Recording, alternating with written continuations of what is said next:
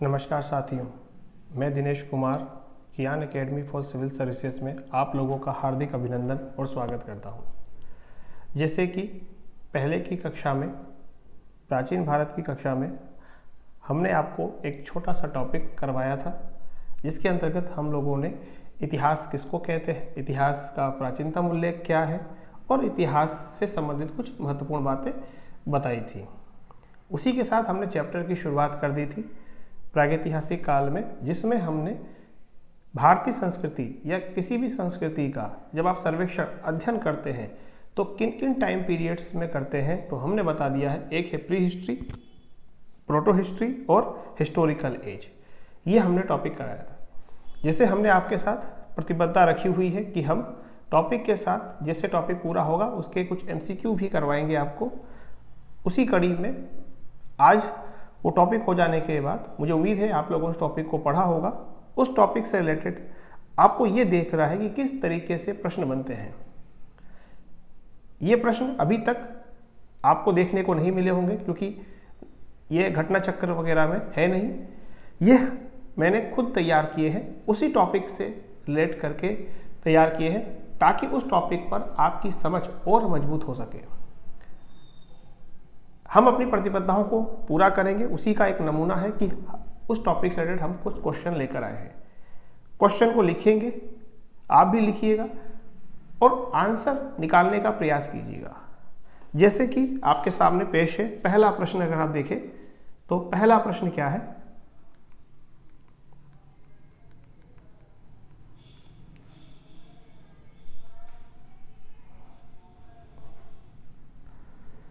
पहला प्रश्न,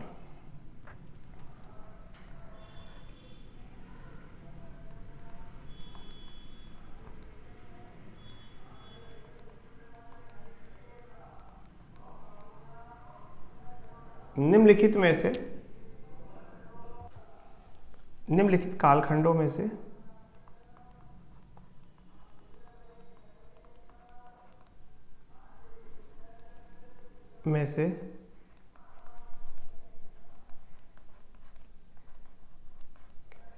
किसकी जानकारी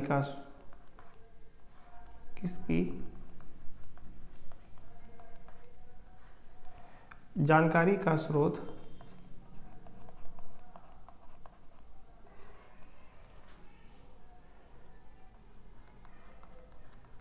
केवल पुरातात्विक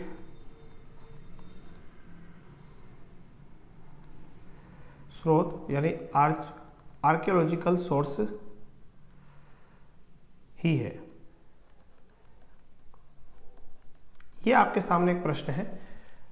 मैंने आपको बताए थे सोर्स दो होते हैं, पुरातात्विक जो जमीन से खोद के निकाले जाते हैं, और एक होता है लिपि वाले साहित्यिक सोर्स। आपके सामने विकल्प में पहला ये है प्राक इतिहास,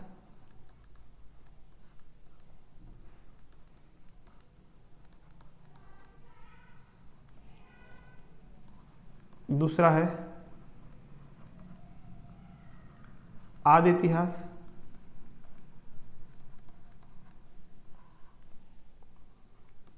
तीसरा है आपको ऐतिहासिक काल।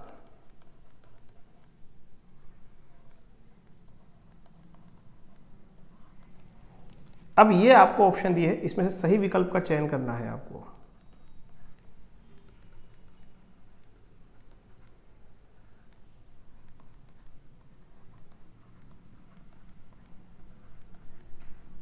का चयन करें। ऑप्शन ए है केवल एक, बी ऑप्शन है केवल दो, सी है केवल एक व दो, और डी है नन ऑफ दीज। ये सामने आपके एक प्रश्न आ गया है दोस्तों कि निम्नलिखित कालखंडों में से किसकी जानकारी का सोर्स जो है वो केवल पुरातात्विक सोर्स ही है। अब इस प्रश्न को देखने पर आपको मन में सोचना चाहिए कि इसका आंसर क्या होगा। यहां पे आप सोचिए क्या कहा है मैंने? आपको ध्यान क्या रखना है, यहां पे एक शब्द है केवल। इस केवल शब्द पे आपको पहली नजर रखनी है। देखिए, केवल की जगह कभी कभी आपको ही वर्ड भी दे सकता है। जानकारी का स्रोत पुरातात्विक सोर्स ही है, यहां पे ये हटा दिया जाए केवल भी, तब भी इस शब्द को देखिए, दोनों शब्द मैंने दे रखे हैं। सपोज अगर ये शब्द हट जाए तो आप सोचिए कि इस शब्द का मतलब भी क्या है, कि आपको यह पहचानना है कि केवल जो इतिहास के 3 खंड हमने पढ़े हैं उसमें जानकारी का सोर्स केवल और केवल पुरातात्विक है, यह आपको जानना है। ऑप्शन देखिए, प्राक इतिहास, प्री हिस्ट्री का ऑप्शन देखिए। निश्चित रूप से आपको पता है कि इसमें कोई लिपि ही नहीं है, तो जानकारी कहां से होगी? इसका मतलब सर इसके लिए तो ये फिट बैठता है। यहां पे देखिए, ज्यादातर विद्यार्थी यहां कंफ्यूज करेगा। आपको पता है सर यहां पे लिपि है, बिल्कुल है, लिपि है, इसमें कोई दो राय नहीं कि लिपि है। लिपि हो तो साहित्यिक साक्ष्य भी होगा, बिल्कुल होगा, साहित्यिक साक्ष्य होगा, बिल्कुल होगा, इसमें कोई दिक्कत नहीं है। बट आप ये सोचिए कि क्या साहित्यिक साक्ष्य उपलब्ध हो पाएगा, क्योंकि लिपि को तो पढ़ा ही नहीं जा सका है, रीड ही नहीं किया गया है। जब रीड नहीं होगा तो क्या ऐसा साहित्यिक साक्ष्य यूजफुल होगा? यानी अब ओनली कौन सा सोर्स उपयोगी रह जाएगा? केवल पुरातात्विक रह जाएगा, ही उपलब्ध रह जाएगा। इसका मतलब ये भी सही है। ज्यादातर स्टूडेंट क्या इसमें गच्चा खा जाते हैं, वो आदि इतिहास को भी जोड़ लेते हैं कि साहित्यिक साक्ष्य है। क्वेश्चन देखिए, केवल है भैया, उपलब्ध है तो क्या हुआ? जानकारी का सोर्स देखिए ना, जानकारी मिल रही है क्या? इससे नहीं मिल पाएगी। इंडस वैली सिविलाइजेशन की लिपि आप पढ़ ही नहीं सके हो, तो उसकी जानकारी सोर्स तो वही मृदभांड है, मोहर है, उनके द्वारा इस्तेमाल किए गए उपकरण है, वही होते हैं। अब ऐतिहासिक काल में भी लिपि है, मैंने बताया था कि 600 BC से लिपि है, लिपि को रीड कर सकते हैं, इसका मतलब साहित्यिक साक्ष्य तो उपलब्ध है भाई। इसका मतलब यहां पूछा है केवल, इसका मतलब ये तो ऑप्शन में नहीं हो पाएगा। इसका मतलब 1 व 2 वाला ऑप्शन तलाशना होगा, 1 व 2 वाला ऑप्शन में आपके आंसर सी होगा। ये आपकी जो टॉपिक आपने पढ़ा है उसी का एक संक्षिप्त परिचय मैंने पूरा समझा दिया। अब आपको ये पता चलना चाहिए कि आप जो टॉपिक पढ़ रहे हैं उसमें गहनता कैसी है। ये प्रश्न घटना चक्र में नहीं है, ये प्रश्न किसी भी कोचिंग की टेस्ट सीरीज में भी आपको नहीं मिलेगा, ये प्रश्न केवल और केवल आपको इस ज्ञान एकेडमी के डिजिटल प्लेटफॉर्म पर ही मिलेगा, क्योंकि इसके लिए मेहनत की गई है, सोचा गया है, तभी सामने आपके ये प्रश्न है। आपने ऐसा प्रश्न में दावे के साथ कह सकता हूं कहीं नहीं देखा होगा। ये एक प्रश्न था। अब हम दूसरे प्रश्न की ओर आगे बढ़ते हैं। दूसरा प्रश्न देखते हैं, आइए अब आप लोग दूसरे प्रश्न को करने की सोचिए।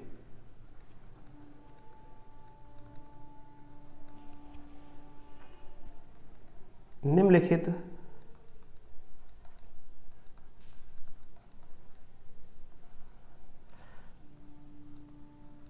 कथनों पर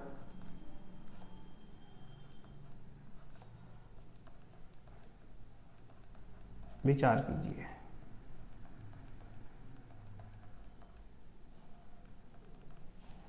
पहला कथन है दोस्तों,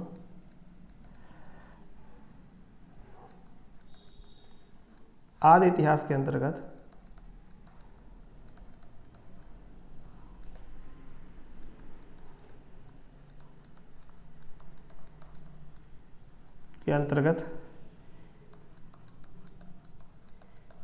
ऐसी संस्कृतियां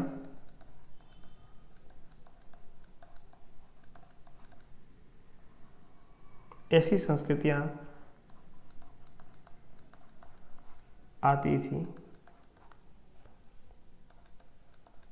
जो साक्षर नहीं थी। ये पहला स्टेटमेंट। दूसरा स्टेटमेंट,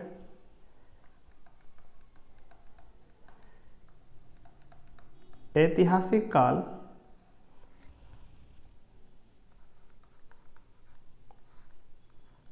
की जानकारी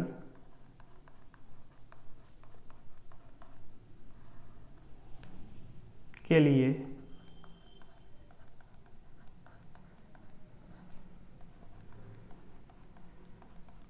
पुरातात्विक स्रोतों का महत्व, आर्कियोलॉजिकल सोर्सेस स्रोतों का महत्व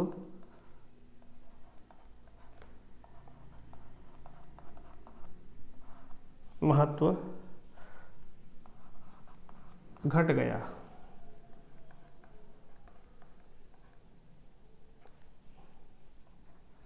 तीसरा स्टेटमेंट है, आदि इतिहास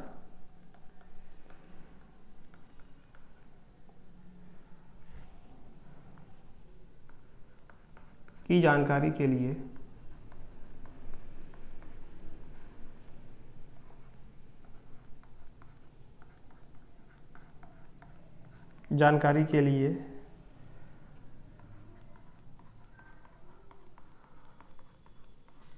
पुरातात्विक साक्ष्य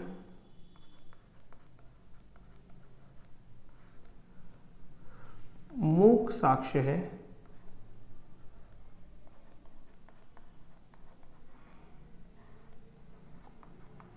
मूक साक्ष्य है,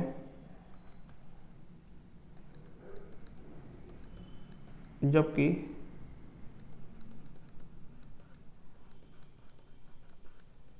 साहित्यिक साक्ष्य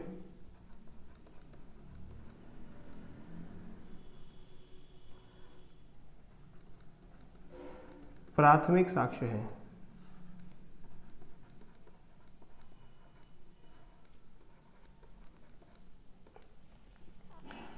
उपरोक्त में से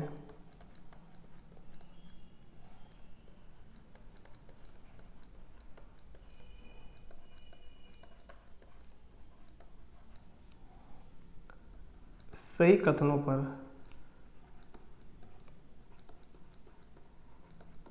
विचार कीजिए।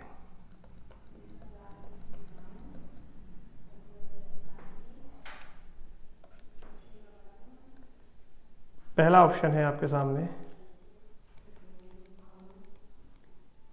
केवल 1 व 2। बी ऑप्शन है केवल 1 व 3। सी ऑप्शन है केवल 2 और डी है सभी कथन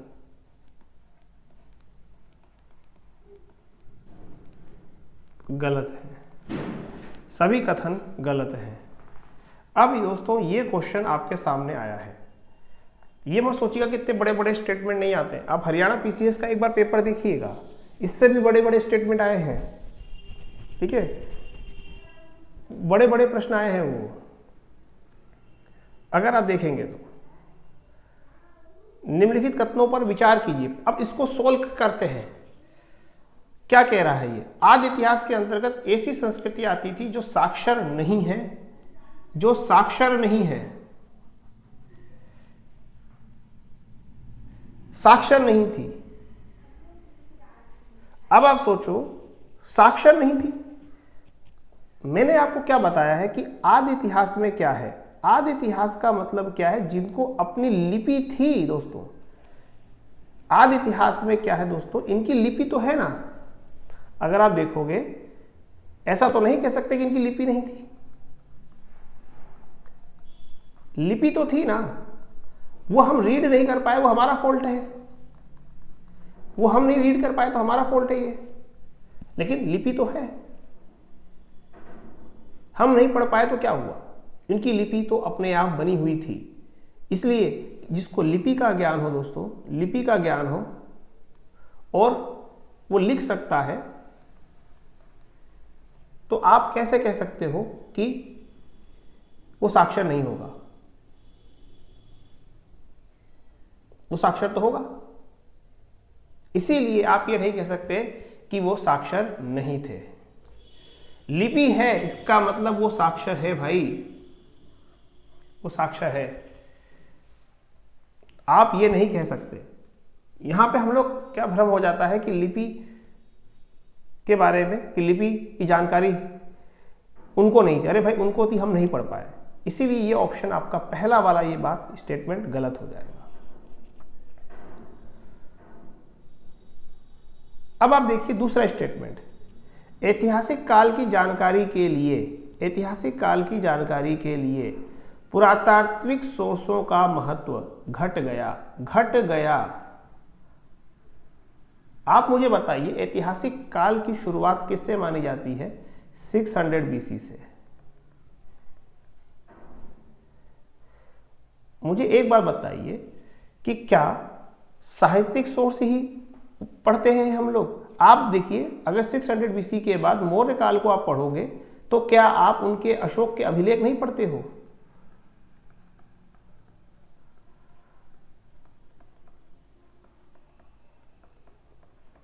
अशोक के अभिलेख नहीं पढ़ते हो आप? अभिलेख क्या होते हैं दोस्तों? अभिलेख हमेशा पुरातात्विक सोर्स होते हैं। ये बात ध्यान रखना, अभिलेख हमेशा पुरातात्विक सोर्स होते हैं।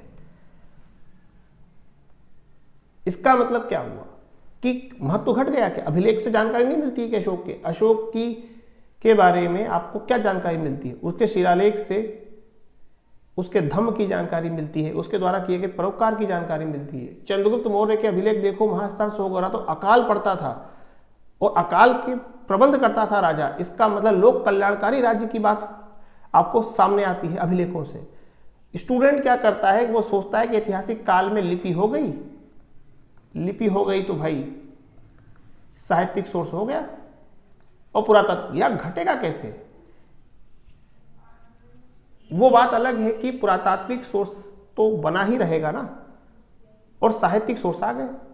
क्या गुप्त काल में कोइंस का महत्व नहीं घट गया था क्या? आपको पता चलता है गुप्त काल में कोइंस जब आते हैं, कोइंस से आप क्या पता करते हो? अश्वमेध यज्ञ के बारे में।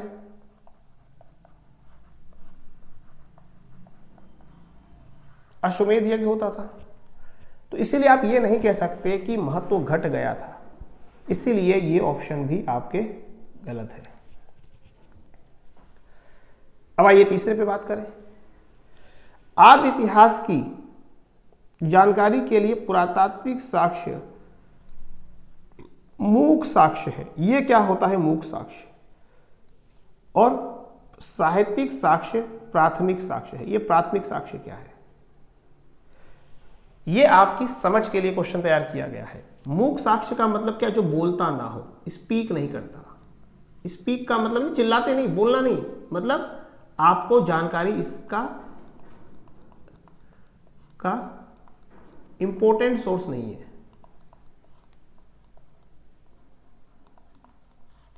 जानकारी का इंपॉर्टेंट सोर्स नहीं है, यह होता है। लेकिन क्या पुरातात्विक साक्ष्य मुख्य साक्ष्य हो गए? क्या आदि इतिहास में साहित्यिक साक्ष्य प्राथमिक, मतलब कि इनसे महत्वपूर्ण जानकारी प्राप्त होती है, ये इंपॉर्टेंट साक्ष्य है, ये इंपॉर्टेंट साक्ष्य है। ठीक है, ये इंपॉर्टेंट साक्ष्य है। क्या इससे जानकारी मिल जाएगी? क्या साहित्यिक साक्ष्यों से जानकारी मिलेगी? क्या नहीं मिलेगी भाई। प्राथमिक साक्ष्य वर्ड ही गलत है, और मूक साक्ष्य यहां ये वर्ड ही गलत है। प्राथमिक साक्ष्य होना चाहिए यहां पर, और मूक साक्ष्य होना चाहिए यहां पर। इसका मतलब तीसरा ऑप्शन भी गलत है। इसका मतलब कोई भी ऑप्शन सही नहीं है, तो आंसर आपका डी होगा। उम्मीद है आपको प्रश्न समझ में आ रहे होंगे। प्रश्नों की गहराई से पता चल रहा होगा कि जो भी चीज है थ्योरी वगैरह वो कितनी इंपॉर्टेंट है, तो वो पता चल जाता है। ठीक है, तो अब हम तीसरे प्रश्न की ओर चलते हैं। तीसरा प्रश्न क्या कहता है, आइए।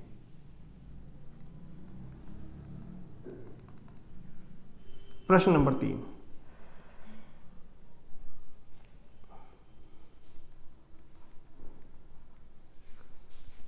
निम्नलिखित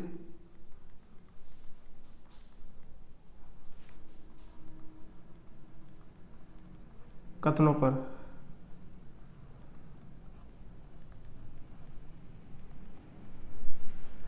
विचार कीजिए।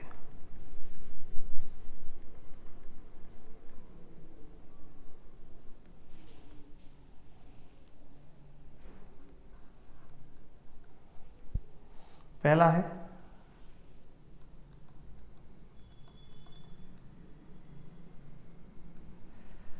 एक मिनट रुकिएगा जरा। पहला है समस्त धातुकालीन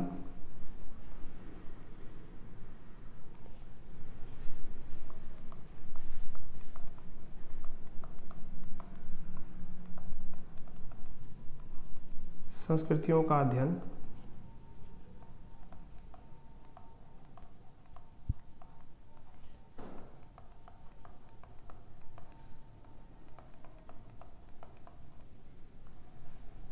ऐतिहासिक काल के अंतर्गत किया जाता है। ये पहला ऑप्शन, पहला कथन हो गया। दूसरा हो गया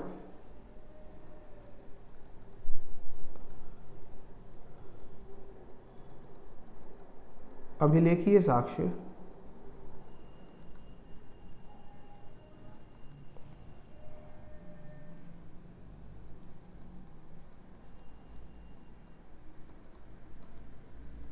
प्राक इतिहास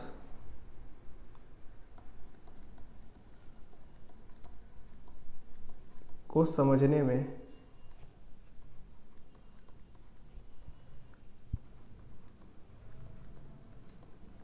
सहायक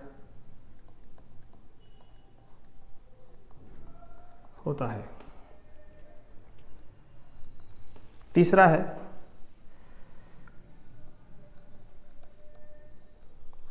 आदि इतिहास प्रोटो हिस्ट्री को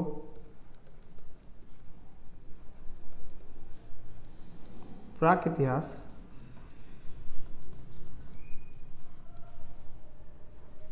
व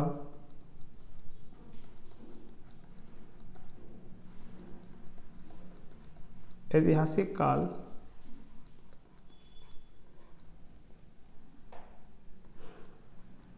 के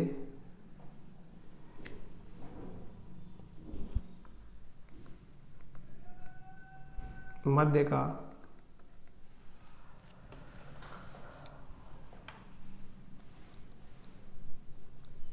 संक्रमण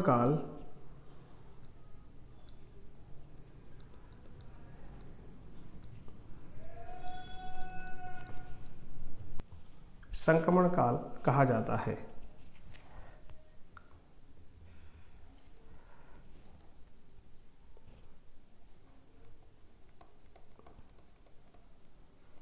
उपरोक्त में से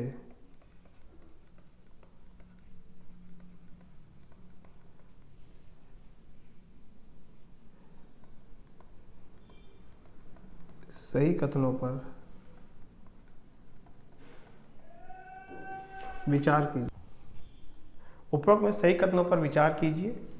पहला ऑप्शन है 1 व 2, दूसरा ऑप्शन है केवल 2 व 3, सी है आपका केवल 2 और डी है आपका केवल 3। अब आपको ये प्रश्न सामने उपस्थित है।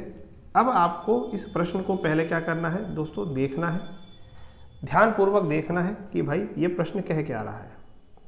आपने इस प्रश्न को देखो और गंभीरता पे विचार करो कि भाई ये प्रश्न कह क्या रहा है। अगर आप इस प्रश्नों को देखोगे तो आपको एक बात पता चलेगी कि कथनों पर विचार करना है। क्या कह रहा है, समस्त धातुकालीन ऐसे शब्दों को पहचानो जो सेंटेंस को बदल देते हो। समस्त धातुकालीन संस्कृतियों का अध्ययन ऐतिहासिक काल के अंतर्गत किया जाता है। आप सोचो, मैंने आपको बताया था समस्त धातुकालीन संस्कृति, मैंने आपको बताया था कि आदि इतिहास की जब आप बात करते हो, प्रोटो हिस्ट्री की बात करते हो, तो क्या उसमें ऐसा था?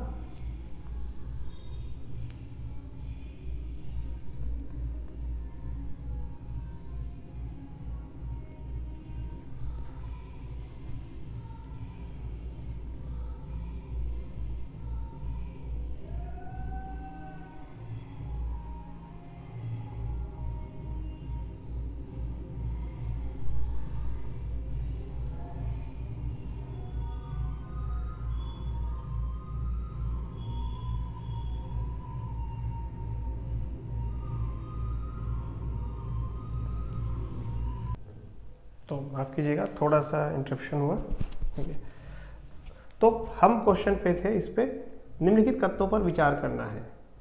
तो समस्त मैंने आपको बताया था कि आदि इतिहास के अंतर्गत आपको पता है इंडस वैली सिविलाइजेशन आती थी, और उसी के अंदर कांसा, इसे कांस्य युगीन संस्कृति भी कहते हैं। और कांसा आपको पता है तांबा और टिन से मिलकर बनता है,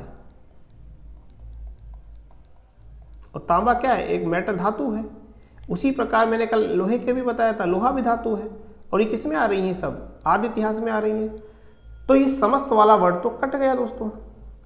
इसी पे मैंने कल की क्लास में आप पे जोर दिया था कि समस्त वाला वर्ड तो गया। इसका मतलब जब समस्त वाला गया तो ऑप्शन 1 भी गया। यहां पे ये लिख सकते थे कि धातुकालीन संस्कृतियों का अध्ययन ऐतिहासिक काल के अंतर्गत किया जाता है। तो ठीक है, किया जाता है, आदि में भी किया जाता है, ऐतिहासिक में भी किया जाता है, बट यह समस्त लिखते ही गलती हो गई। तो पहला ऑप्शन तो गया दोस्त। अब आते हैं दूसरे ऑप्शन पर। अभिलेखीय साक्ष्य प्राक इतिहास को समझने में सहायक होता है। ये स्टेटमेंट बहुत ही शानदार स्टेटमेंट है, इस पे आप लोग नजर बना के रखिएगा। मैं कह रहा हूं अभिलेखीय साक्ष्य। देखो, मैंने आपको एक बात ध्यान रखना, अभिलेखीय साक्ष्य हमेशा पुरातात्विक साक्ष्य होते हैं दोस्तों। अभिलेखीय साक्ष्य हमेशा क्या होते हैं? पुरातात्विक साक्ष्य होते हैं। अब आप कहोगे सर अभिलेख पे भी तो लिखा जाता है। बिल्कुल लिखा जाता है, बट दोस्तों इसको पुरातात्विक साक्ष्य में रखा जाता है, क्योंकि साहित्यिक साक्ष्य में क्या होता है दोस्तों कि उसमें छेड़छाड़ की स्थिति बनी होती है, उसमें परिवर्तन हो सकता है, उसकी मानकता में संदेह किया जा सकता है। लेकिन पुरातात्विक साक्ष्य 100% पेवर होते हैं, शुद्ध होते हैं, जो जिस रूप में लिखा है उसी रूप में प्राप्त होते हैं। अगर आपको कोई मिट्टी का बर्तन मिल रहा है तो उसका कार्बन डेटिंग से आप उसकी ओरिजिनल रूप निकाल सकते हो, लेकिन साहित्य में कौन क्या लिख रहा है पता ही नहीं चल रहा है, क्योंकि बाद में कोई आके जोड़ दे रहा है उसके अंदर। अभिलेखीय साक्ष्य में क्या होती है? पत्थर की शिलाओं पर, चट्टानों पर, गुफाओं पर छेनी हथौड़े से लिपियों को उकेरा जाता है। अगर उसमें जरा सा भी परिवर्तन किया, लिपि टूट गई, अर्थ का अनर्थ हो जाएगा। इसलिए अभिलेखीय साक्ष्य हमेशा पुरातात्विक साक्ष्य होते हैं, यह बात आप ध्यान रखो। अभी फिलहाल इतना के लिए। अब आप कहते हो कि सर पुरातात्विक साक्ष्य तो सारे प्राक इतिहास में ही आते हैं, तो सर सही तो है ये बात। भैया मेरे, मुझे ये बताओ कि अभिलेखीय साक्ष्य, अभिलेख कब लिखे गए थे? क्या शुरुआती दौर में पाषाण काल में अभिलेख दिखता है क्या आपको? अभिलेख की शुरुआत भारत में ईरानी आक्रमण के फलस्वरूप हुई है, और डेरियस प्रथम का अभिलेख आता है, उसी की प्रेरणा लाके मौर्यों ने करा है। अपना सिलेबस देखिए आप लोग, 600 BC के बाद ही सारा काल आया है, मौर्य काल है इसके बाद ही है। और ये 600 BC का काल कौन सा खंड में आता है दोस्तों? ऐतिहासिक खंड में आता है, नहीं आता है। इसका मतलब अभिलेखीय साक्ष्य एक पुरातात्विक साक्ष्य के रूप में किसके लिए महत्वपूर्ण होगा? ऐतिहासिक एज के लिए, हिस्टोरिकल एज के लिए इंपॉर्टेंट है। तभी तो मैंने कहा आपको, अभी इससे पहले वाले क्वेश्चन में समझाया था कि एक स्टेटमेंट था, देखिए इसमें क्या लिखा था स्टेटमेंट में,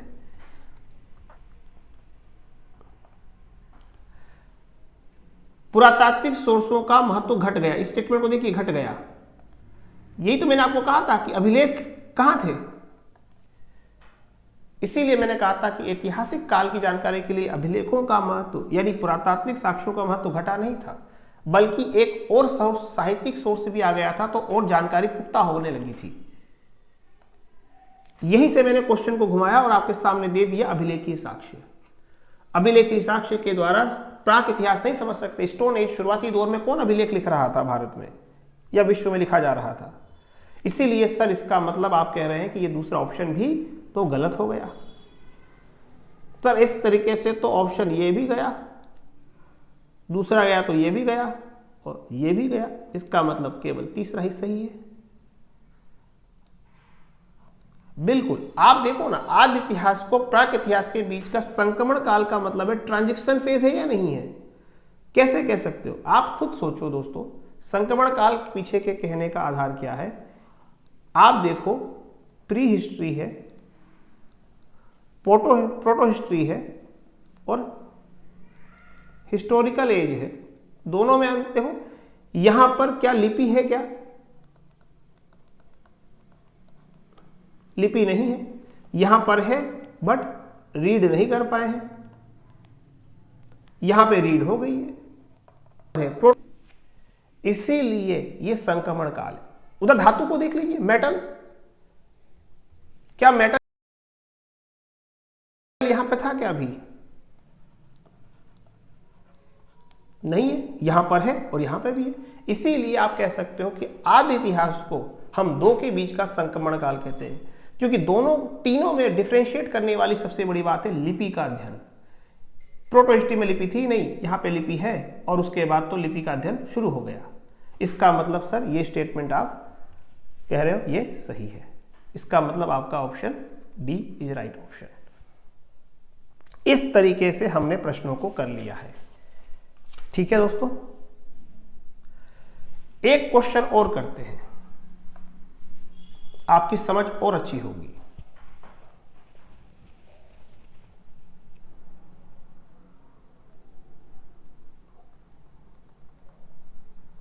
प्रश्न नंबर 4,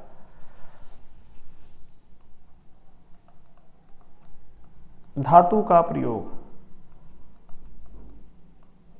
या उपयोग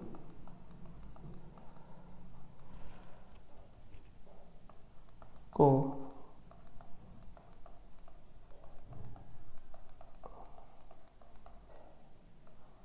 निम्नलिखित में से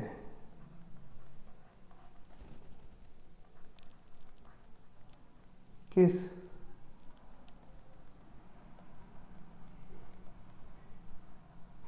कालखंड में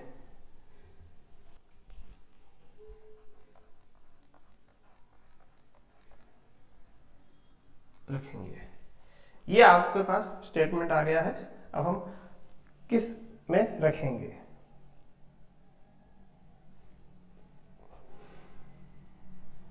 ये है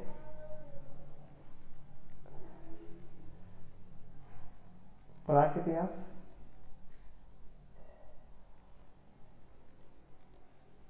बी है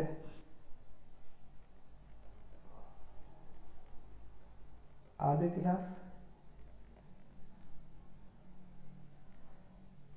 सी है ऐतिहासिक काल,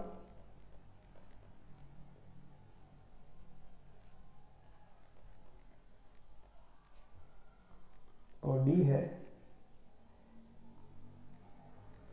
बी व सी दोनों।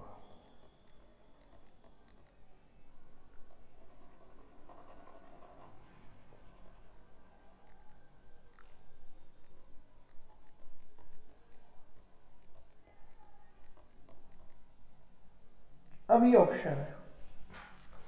अब आपको यहां पे क्या समझना है? मैंने कहा धातुओं का उपयोग। एक बात ध्यान रखना, धातुओं का उपयोग अगर मैं ये बोलता धातुओं का पहली बार उपयोग किस कालखंड में हुआ है, तो सर ये तो आदि इतिहास है। तो क्या बंद हो गया था कि धातुओं का उपयोग? नहीं, यहां पे प्रथम बार उपयोग शुरू हुआ था। प्रथम बार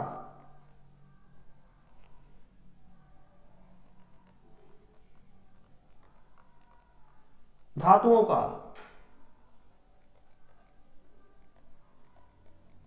प्रयोग शुरू। इसीलिए आपसे क्वेश्चन ये भी पूछ सकता है दोस्तों, यहां पे दे देगा क्वेश्चन धातुओं का, यहां पे क्वेश्चन डाल दे अगर प्रथम बार उपयोग, तब क्या करोगे? प्रथम बार उपयोग डाल दिया तब क्या करोगे? तब फिर ऑप्शन क्या हो जाएगा? तब इस मामले में ऑप्शन फिर आंसर क्या होगा आपका? बी हो जाएगा। क्वेश्चन देखो कैसे घूमता है, प्रथम बार उपयोग कह देगा तो बी हो जाएगा, लेकिन यहां पे क्या प्रथम बार दे रहा है इस क्वेश्चन में? इस क्वेश्चन में कह रहा है कि धातु का प्रयोग निम्नलिखित में से किस कालखंड में रखेंगे। तो सर प्रथम बार उपयोग हुआ है यहां पर, बिल्कुल सही बात है, हुआ है सर यहां पर, लेकिन यहां के बाद क्या इसमें नहीं हुआ है क्या? इसमें भी तो जारी रहा है। इसका मतलब सर बी भी है सी भी है, तो ऑप्शन क्या हो गया आपका? डी हो गया।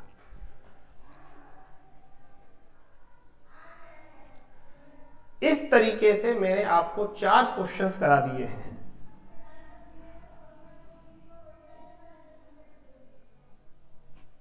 तो धातुओं का उपयोग निम्नलिखित में से किस कालखंड में रखेंगे, मैंने आपको इसको बता दिया है।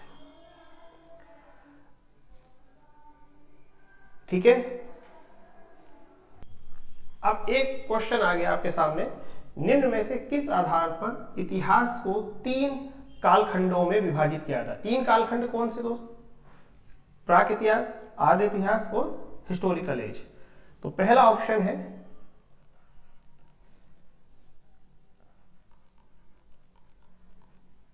पाषाण व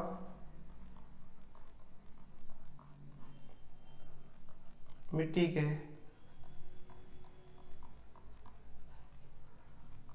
उपकरणों के आधार पर। पहला ऑप्शन। बी ऑप्शन है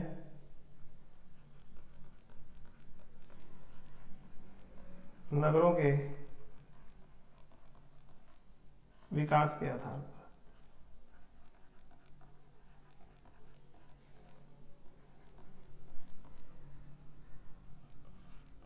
सी है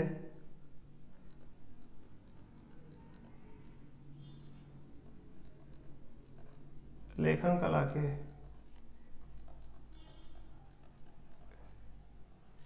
विकास के आधार पर।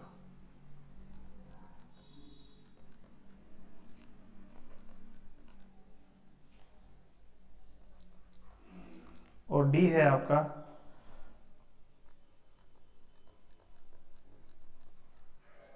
उपरोक्त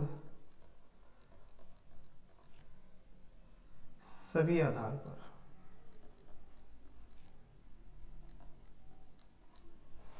यह प्रश्न आपके सामने आ गया है। अब मैंने आपको बताया है, अभी तो मैंने आपको बताया है कि आदि इतिहास को संक्रमण का काल कहते हैं। क्यों? एक होता है दोस्त लिपि के आधार पर, प्री हिस्ट्री में लिपि नहीं थी, प्रोटो में है, और हिस्टोरिकल में भी कंटिन्यू है। यहां पे बस रीड कर लिया गया है, यहां पे रीड नहीं किया गया है। इसका मतलब इतिहास में जो हमने 3 कालखंड, टाइम डिवीजन, हमने कहा था इतिहास को कालखंडों में बांट के पढ़ा जाता है, जो 3 कालखंडों में बांट के पढ़ रहे हैं उसके मेन अगर आप समझे होंगे तो सर वो तो लेखन कला ही है। क्या पाषाण और मिट्टी के बर्तन आगे मिलना बंद हो गए थे क्या?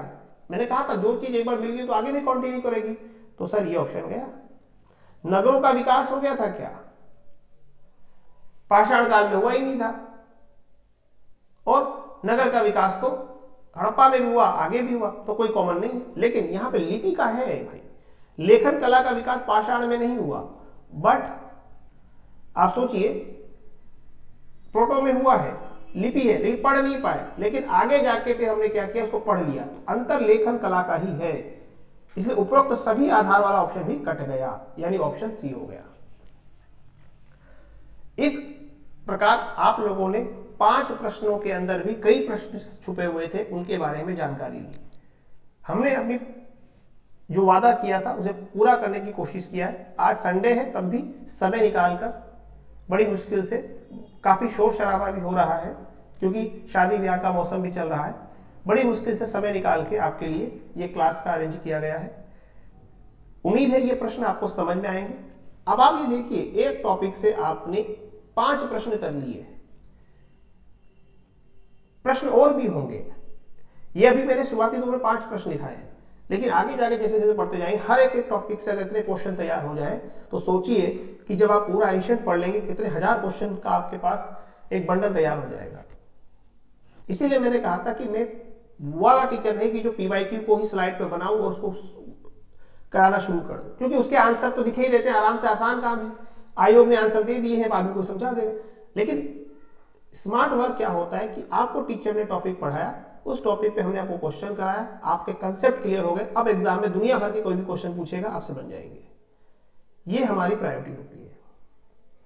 तो उम्मीद है आपको ये प्रश्न पसंद आए होंगे। अगर पसंद आए हैं तो चैनल को, इस वीडियो को भी लाइक करें, शेयर करें और सब्सक्राइब करें, क्योंकि अगर आपका प्रोत्साहन मिलेगा तो थोड़ी सी ऊर्जा और आएगी, तो आगे प्रयास को जारी रखा जाए। तो आपसे एक ही निवेदन है कि ज्यादा से ज्यादा तक अपने मित्रों में इसको फैलाएं, क्योंकि विद्या जितनी ज्यादा बांटोगे उतनी ज्यादा बढ़ती है। टीचर के अंदर उत्साह आता है, फिर वो और